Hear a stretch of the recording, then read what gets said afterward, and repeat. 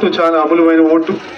అందుకే ఈ ఓటు వేసేటప్పుడు ఎవరు మీ భవిష్యత్ ఎవరి చేతిలో పెడతారు మీ భవిష్యత్ అనేది మీరు బాగా ఆలోచించి, రాబోయే ఎలక్షన్ చాలా ముఖ్యమైన ఎలక్షన్. అందుకే మళ్ళీ మీకు గుర్తు చేస్తూ మీకు ఇంకోసారి మన ఓటు ఎంత ముఖ్యమైనది మీ అందరు అర్థం చేసుకోవాల్సిన చాలా అవసరం. పోయినసారి ఒక తప్పు చేశారు. మీకు అప్పుడు చంద్రబాబు గారు రుణమాఫీ అని చెప్పేసి మాయ మాటలు చెప్పేసి చాలా మంది ఓటు వేసి ఆ రోజు గెలిచారు. కానీ మీ అందరికీ తెలుసు ఆ రోజు అయితే రుణమాఫీ మర్చిపోయారు. మీకు మహిళలకు ఫ్రీ పాస్ ఇస్తా అన్నారు, మర్చిపోయారు. దాని తర్వాత ఉద్యోగం లేకపోతే 2000 ఇస్తాడు, అది మర్చిపోయారు. మళ్ళీ 5 సంవత్సరాల తర్వాత మీరు అందరూ గుర్తొచ్చారు. మళ్ళీ సరే అమ్ముడు పోతారని చెప్పేసి పసుపు కుంకుమ అని చెప్పేసి ఒక పథకం పెట్టారు. మీకు అందరు గుర్తుంది కదమ్మా, పసుపు కుంకుమ అని చెప్పేసి ఒక పెట్టేసి మళ్ళీ అమ్ముడు పోతారులే అనుకున్నాడు.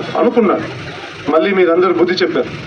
అందుకే ఇప్పుడు మళ్ళీ మీకు గుర్తొస్తే మళ్ళీ మీ సుఖం గుర్తొచ్చి రాష్ట్రం గురించి గుర్తొచ్చి ఆయన సొంతంగా ఎట్టా రాలేడు, అందుకు పొత్తు పెట్టుకున్నాడు.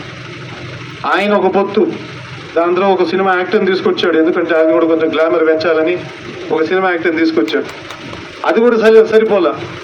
మళ్ళీ ఢిల్లీ పోయి ఇంకో పొత్తు పెట్టాడు. వాళ్ళు ముగ్గురు వచ్చి మేమందరం వచ్చి మీ రాష్ట్రం బాగా చేస్తామని చెప్పి వచ్చారు. కానీ ఆయనకి అసలైన పొత్తు మర్చిపోయాడు. అసలైన పొత్తు ప్రజలని చెప్పేసి అది మర్చిపోయాడు. ఆ పొత్తు మన ముఖ్యమంత్రి గారు ఒక్కరే చేసుకున్నారు. ప్రజలతో పొత్తు పెట్టుకొని ఈరోజు ధైర్యంగా మాట్లాడుతూ నా పక్కన నా పొత్తు వస్తాయో మన ప్రజలే అని చెప్పేసి ఆయన సంతోషంగా ఉంటూ ఆయన మళ్ళీ సీఎంగా అవుతారని చెప్పి మీ అందరి మీద నమ్మకం పెట్టి అందుకు ధైర్యంగా ముందుకు పోతున్నాడు. ఒక్కరే ఈ పోరాటంలో ఎన్ని మంది వచ్చినా కానీ నాకేం ఇబ్బంది లేదని చెప్పేసి ముందుకు పోతున్నాడు. అందుకు మీ అందరినీ కోరేది ఈ ఎలక్షన్లో మాత్రం ఈ యుద్ధానికి సిద్ధం అవ్వండి. మీరేసే ఓటు, ప్రతి ఒక్క ఓటు మన ముఖ్యమంత్రి గారిని 175 స్థానాలు మళ్ళీ తీసుకురావాలని చెప్పేసి మీ అందరినీ కోరుతూ సెలవు తీసుకుంటాం. మళ్ళీ ఒక main road, Vinjamuru main road మీరందరూ గమనించుంటారు. ఈ పాటికి పని కూడా స్టార్ట్ చేసాం. ఇది వేరే రోడ్డు. ఇది ఒకసారి ఇది దాదాపు 1 కోటి రూపాయలకి ఆ ఒక ప్రాజెక్ట్ అడిగారు. లిఫ్ట్ ఇరిగేషన్ ఇది మనం ఎప్పుడు అయిపోయింది కదా, మన సో ఈ లిఫ్ట్ ఇరిగేషన్ ప్రాజెక్టు అంటే ఈ ప్రాంతానికి కూడా నీళ్ళు వచ్చే వ్యవస్థ.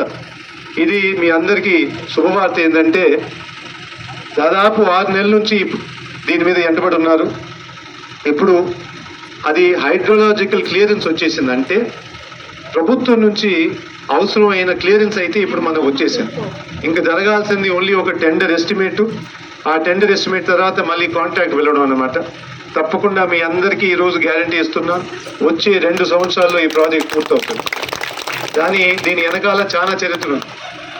ఈ పర్మిషన్ రావడానికి మామూలుగా అయితే 6 సంవత్సరాలు 8 సంవత్సరాలు పడుతుంది. అట్లాంటిది 6 నెలల్లోనే ఈ పర్మిషన్ వచ్చేసింది. 24 డిపార్ట్మెంట్ల నుంచి రకరకాలుగా డిపార్ట్మెంట్లు, మన డ్యామ్ కానీ, ఇరిగేషన్ కానీ, రైతు సంఘాలు కానీ అన్ని దగ్గర నుంచి పర్మిషన్ తీసుకొని ఈ దాదాపు 9 పంచాయతీలకి ఈ ప్రాజెక్ట్ అయితే ఒక పులికి వచ్చింది. సైడ్ డ్రైన్లు మీరు 3 కిలోమీటర్ల దాకా అవసరం అనేది చెప్పడం జరిగింది. ఇదే కాకుండా శ్మశానం డెవలప్మెంట్ ఒక 10 లక్షలు అవసరం అని చెప్తాం. ఇదే కాకుండా మనం కూడా మీరిచ్చిన సూచనల ప్రకారంగా ఇంకొక నిర్ణయం తీసుకున్నాం. ఎందుకంటే ఇప్పుడు చదివిన పనులన్నీ అయితే దాదాపు ఎక్కువగా ప్రభుత్వం చేయాల్సిన పనులే. ఇంకో వ్యవస్థ కూడా తీసుకొచ్చాం. మన సొంత నిధులే కాకుండా మన గ్రామస్తుల నుంచి బయట ఉండే వాళ్ళ నిధులతో పాటు ప్రతి గ్రామంలో చిన్న చిన్న పనులు చేయాలని చెప్పేసి ఒక వ్యవస్థ తీసుకొచ్చాం.